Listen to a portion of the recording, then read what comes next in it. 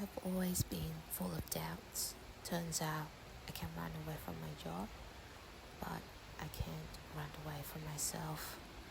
I was made aware beforehand by all my research that quitting can be disorientating, which would then be magnified, in my case, by a job that looks perfect on paper. There was some relief, but not the grandeur kind of, yes, I did it. F you, and you too. It was more like, I give up. Just let me sit here with my eyes closed for a second. I didn't keep my eyes closed for too long. In 3 days, I made and uploaded 3 videos. They are horrendous, let's be real, but I have never been a video maker and I'm still learning. I have learned to not be too harsh to myself, even though I'm still told regularly that I need to give myself more credit. Growing up with Asian values though, not much scares me more than giving myself too much credit just to find out that I'm not good enough. The disorientation has started to set in now. I have thought about quitting long enough to not doubt that decision at least. In fact, I never even liked the degree. Funny enough, how I did a 5-year double degree, went through 3 more months of expensive further education, got admitted, and then now go back and say I never even liked it. I think I may have betrayed myself. Self-betrayal is the worst type because you feel like you could have prevented it. I couldn't have though, not really. Maybe I could have if I were someone else, more determined, knew what I really wanted, was more open. But then again, what could be more self-betraying than wishing that you were someone else? I was 18 and confused. I grew up being told what to do, and the one thing I did really well was studying. My mom wasn't too enthusiastic about the idea of a gap year.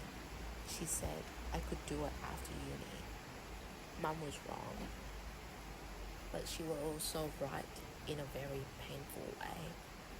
I don't think I could have worked out what I wanted to do traveling, and it was bound to be a hard, unstable life. So I took the quotation mark easier way. For me, at least, I did a degree and went on and got a job. For a short period of time, I thought I had worked life out somehow. Life was good, the beach was beautiful, the holidays came easy, and I was saving up for a better future. Now that I think back, it was good. It was all Mum had ever wanted for me. But as much as I was enjoying life outside of work, I was miserable at work. Work has become a means, a really painful one. I felt like I was howling inside out. I was in pain. I couldn't recognize myself anymore. A friend said he thought I would be one of the people to understand why Anakin Skywalker turned to Darth Vader. I was genuinely horrified because I hated Anakin. I hated the whole arch, and I hated myself. Dutifulness is another value that has anchored my path. I want nothing more than the best for my parents, to give them everything they ever need, ever want, and more.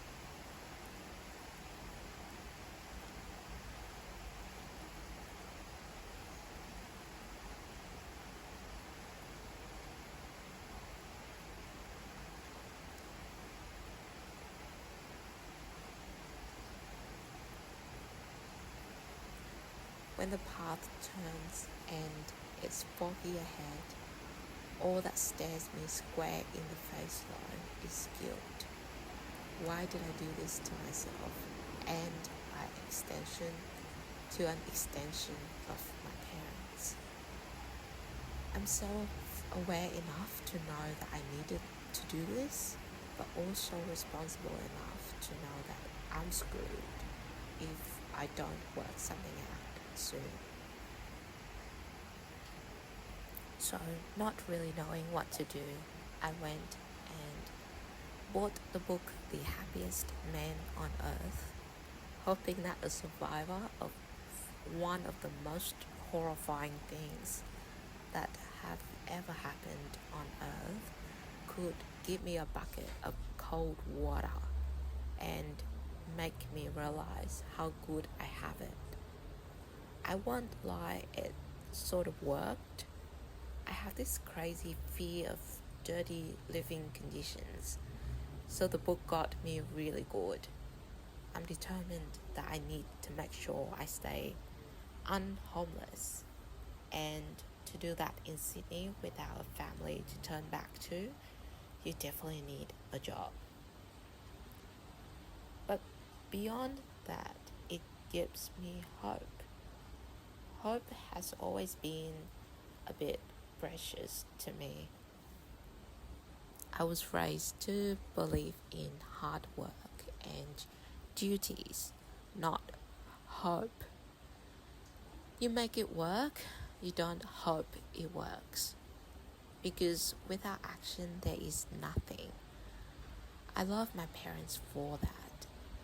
They have raised me well to survive in this sometimes can be hard and cold world. But I also want to be happy for them and for me. And to be happy, I need to have hope that life can be better, that I can be happy. I can't keep looking up scientific papers on how to be happy and copying the steps. I can't keep doing the same thing, expecting a different result. So I'm confused, but shyly hopeful. It is a blank canvas, and I'm scared of drawing by myself for the first time in my life. But I will love myself, and I will ride myself out of this quiet storm. In the end, I have the gears to do this. Hope, a big heart, resilience as I always have, intelligence as I hope I do have. Practically, I have prepared for this financially. So even if I die in the storm, metaphorically, at least I would have tried.